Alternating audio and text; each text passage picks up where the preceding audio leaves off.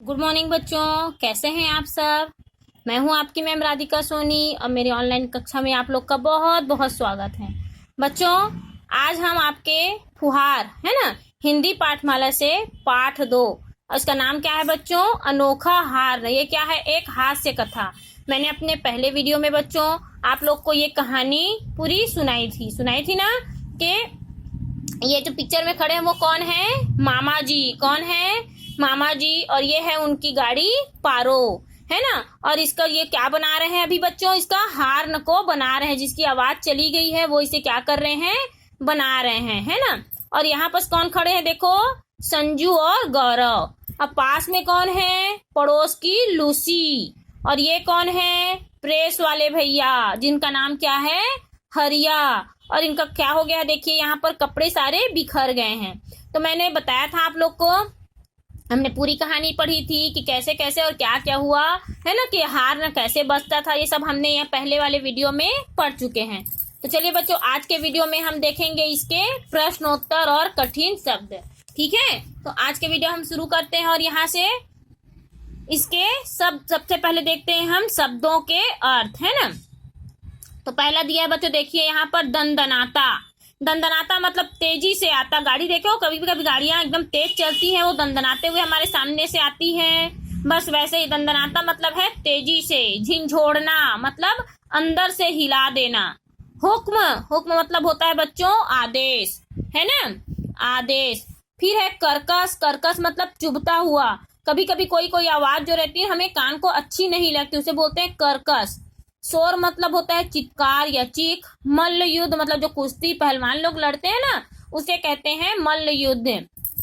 वैसे ही बहुत सारे यहाँ पर आपके शब्दों के अर्थ दिए हुए हैं जो हमारे पाठ्य पुस्तक में जो हमने कहानी पढ़ी है, ये सारे शब्द हमारे कहानी में आए हुए थे। ये उन्हीं शब्दों के अर्थ हैं। ठीक है बच्चों, चलिए अब आगे बढ़ते हैं। यहाँ पर से हमारा मौखिक।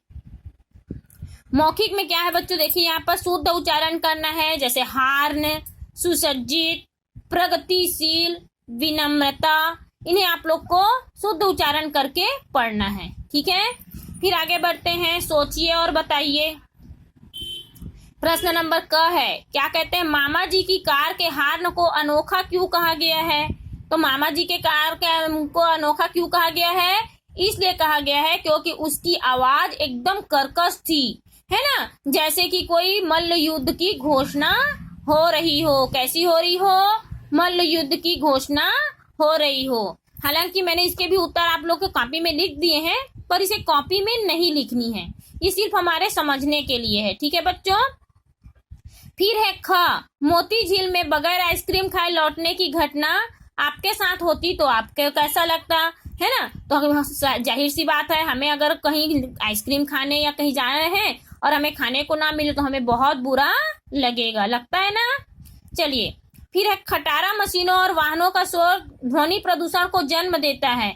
यह समस्या निरंतर बढ़ती जा रही है। समस्या का कोई समाधान सोच के बताइए, है ना। तो क्या कह रहे हैं, ध्वनि प्रदूषण को रोकने के लिए जितनी भी खटारा और पुरानी गाड़ियां होती हैं उन पर हमें रोक लगा देनी चाहिए, जिससे कि ध्वनि प्रदूषण कम हो सके। ठीक है, अब देखिए यहाँ से हमारे लिखित है कौशल पठन लेखन।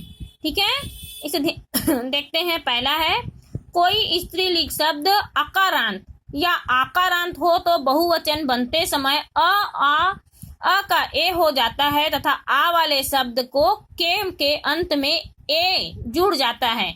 जैसे आवाज का हो जाता है आवाजें, महिला का महिलाएं, है ना। तो यहाँ पर उदाहरण के अनुसार बहुवचन रूप में राइट का निशान लगाना है। जितने भी यहाँ पर शब्द दिए हैं उसमें, जैसे यहाँ दीवार है तो देखिए दीवारें और दीवारें, पर सही कौन है, जिसमें अंक की बिंदी लगी हुई है। तो राइट का निशान किस में आएगा, दीवारें, है ना। कथा, इसमें दिया है कथाओं और कथाएं, तो बहुवचन कौन सा है, कथाएं। फिर है कन्या, तो कन्या का यहाँ दिया है कन्याएं और कन्याएं, है ना। तो जिसमें चंद्र बिंदी लगी है वो सही है। आंख का अखियां और आंखें, तो बहुवचन कौन सा है, आंखें, है ना। तो यहाँ पर राइट का निशान लगेगा। वैसे ही यहाँ रानी का दिया है रानियां, आलू का, आलूओं दिया हुआ है ना, इसमें कौन सा मात्रा लगा है, बड़ा ऊ का मात्रा है ना, इसमें आ का मात्रा और इसमें ऊ का मात्रा। रानिया, इसमें ई का मात्रा लगा है, न में लगा है ना बड़ा ई छोटा ई का मात्रा और इसमें ऊ का मात्रा। ठीक है, अब इसमें देखिए उदाहरण के अनुसार आप उचित बहुवचन रूप पर राइट का निशान लगाना है।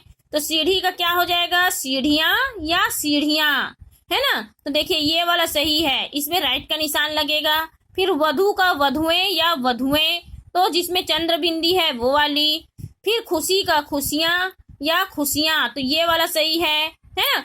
वैसे ही इनको बनाना है, आप लोग अपने मन से सबको इसको भरेंगे। आधा मैंने बता दिया है, कुछ आप लोग अपने मन से करेंगे। ठीक है बच्चों, फिर आगे बढ़ते हैं। देखिए हमारा प्रश्न दूसरा है, किसी व्यक्ति वस्तु स्थान भाव आदि के नाम को संज्ञा कहते हैं। क्या कहते हैं, मैंने पहले भी बताया है आप लोग को कि किसी वस्तु स्थान भाव आदि के नाम को संज्ञा कहते हैं।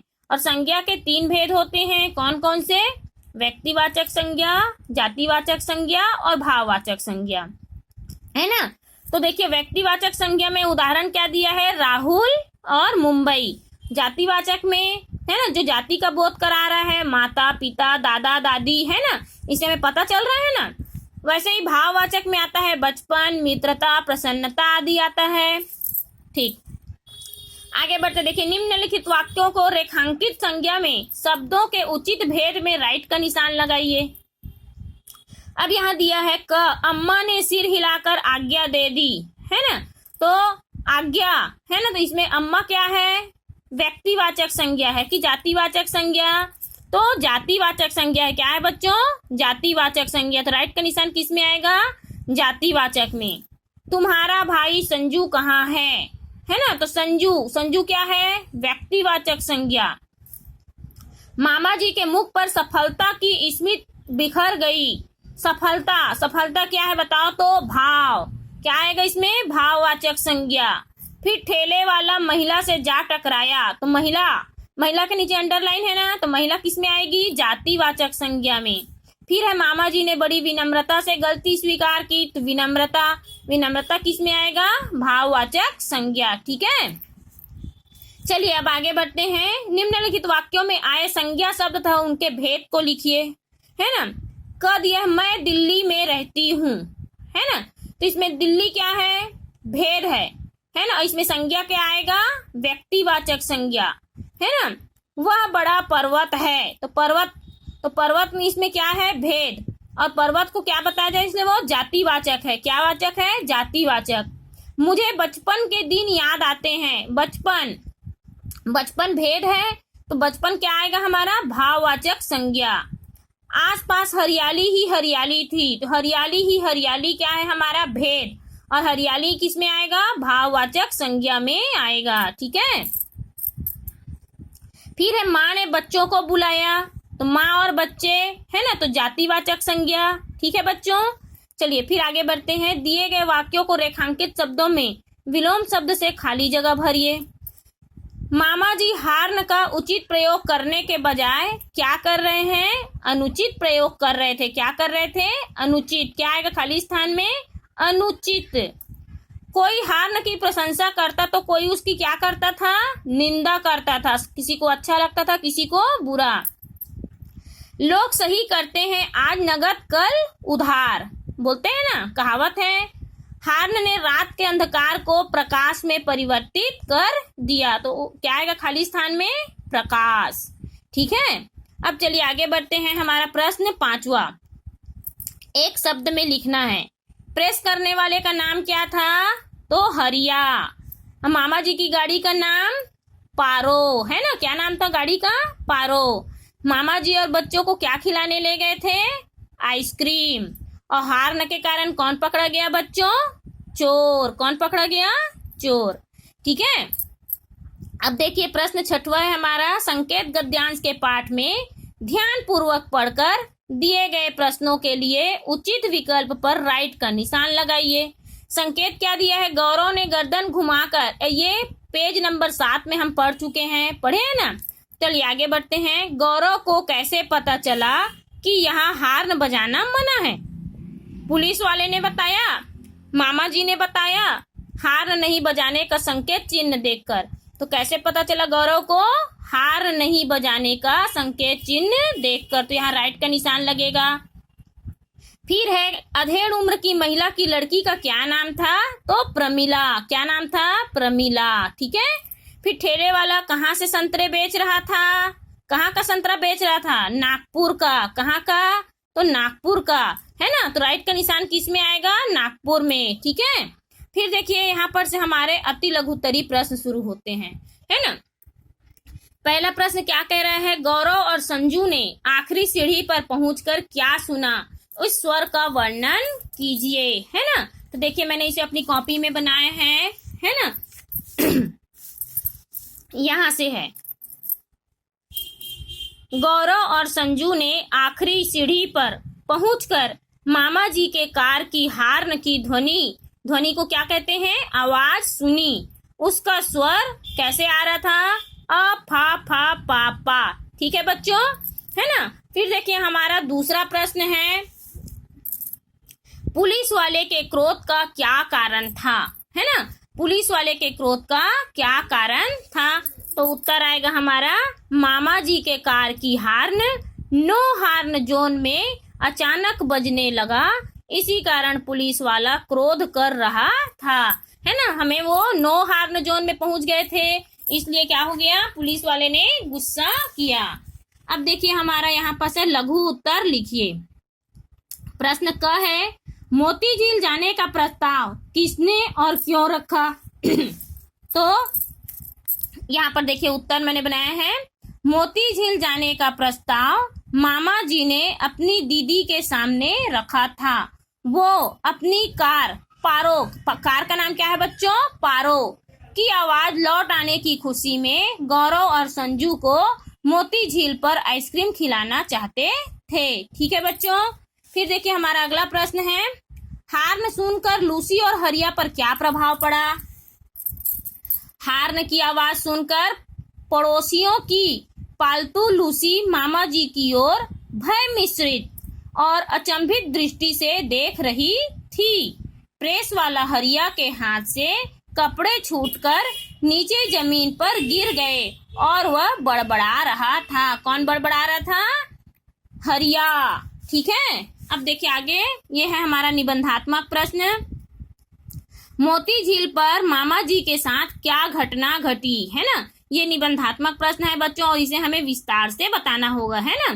तो देखिए यहाँ पर से है हमारा निबंधात्मक प्रश्न, मोती झील पर मामा जी ने अधेड़ उम्र की औरत को देखकर कार का ब्रेक लगाते हुए जैसे ही हार्न दबाया, वैसे ही हार्न के शोर से संतरे वाला हड़बड़ा कर महिला से टकराया। दोनों अपने आप को संभाल नहीं पाए और गिर पड़े। उधर ठेला भी पलट गया और सारे संतरे लुढ़कते हुए दूर तक फैल गए। ठीक है। फिर हमारा अगला प्रश्न है, मामा जी की पारों के हार्न के लिए कौन कौन से विश्लेषणों का प्रयोग किया गया है?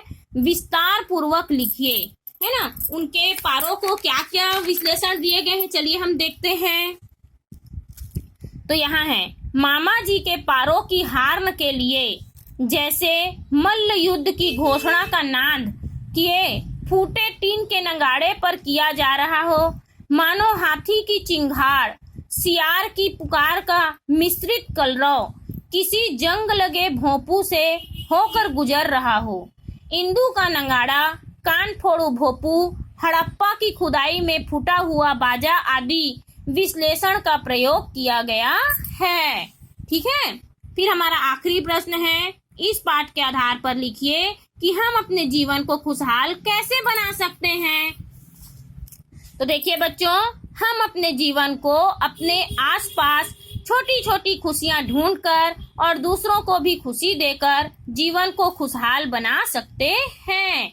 जिस प्रकार मामा जी संजू के द्वारा हार्न की तारीफ सुनकर प्रसन्न हो गए और गाड़ी की आवाज वापस आने की खुशी में मोती झील जाकर आइसक्रीम खाने का मन बनाया, वैसे ही हम भी खुश रहें और दूसरों को भी खुश रखें।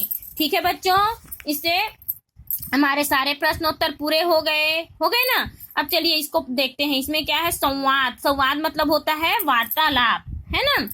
पाठ में आपने नो हॉर्न जोन के विषय में पढ़ा है ना। सड़क के किनारे वाहन चालकों के लिए अन्य कई प्रकार के संकेत होते हैं, जिसे हम क्या कहते हैं? ट्रैफिक संकेत कहते हैं ना। हम लोग जब जाते हैं तो ट्रैफिक में जाते हैं, दिखता है ना, लाल बत्ती जलती है, हरी बत्ती जलती है और पीली बत्ती, और सबके अलग अलग नियम होते हैं। देखिए यहाँ पर दिया गया है ना। इसे आप लोग अपने घर में अपने मम्मी पापा से भी पूछ सकते हैं, ठीक है। अब यहाँ पर देखिए पाठ में प्रयुक्त शब्दों की वर्तनी के पुराने और नए रूप दिए हुए हैं। पुराना रूप है उत्तेजित, प्रसन्नता, मल्लयुद्ध, चिन्ह, बुद्धि और मध्यम, है ना। तो उसको नया रूप में कैसे लिखा गया है? उ आदत तमयक मात्र तेजित, उत्तेजित, प्रसन्नता, मल्लयुद्ध, चिन्ह, बुद्धि और मध्यम दिया हुआ है ना बच्चों। ऐसे ही जो कठिन शब्द हैं उसे हमें बार बार पढ़ना चाहिए। बार बार पढ़ने से उनके शुद्ध रूप हमें बोलने आते हैं, ठीक है। और देखिए बच्चों हमारे पाठ का क्या नाम था? हमने क्या पढ़ा है? ये वाला पाठ अनोखा हार्न। हमारे पाठ का नाम था अनोखा हार्न। पहले वीडियो में हमने ये कहानी पढ़ी और आज के वीडियो में हमने इसके सारे प्रश्न उत्तर और सारे अभ्यास को पूर्ण किए, ठीक है। और मैंने आप लोग को ये नोट्स भी बनाए हुए हैं, जिसे मैं आप लोग के नंबर पे डाल दूंगी, और आप लोग को भी ऐसे ही नोट्स बनाने हैं, ठीक है बच्चों। तब तक के लिए आप लोग घर में रहें, स्वस्थ रहें, स्वच्छ रहें, और मैं अपने अगले वीडियो में आप लोग का पार्ट 3 हार की जीत लेकर के आऊंगी। तब तक के लिए गुड बाय बच्चों।